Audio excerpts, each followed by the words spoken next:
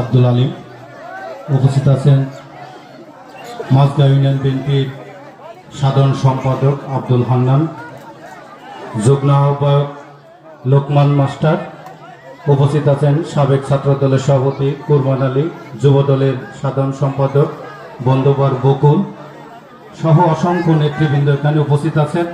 সময় সংকীর্ণ, আমি সবাইকে সালাম এবং শুভেচ্ছা জানিয়ে আমার বক্তব্য শুরু করছি। আসসালামু আলাইকুম। আসলে আমরা সারাদিন সিয়াম সাধনের মধ্যে রয়েছি, বক্তব্য শোনার এনার্জি আসলে কারোই নেই। আমরা সবাই ইফতার নিয়েই ব্যতিব্যস্ত।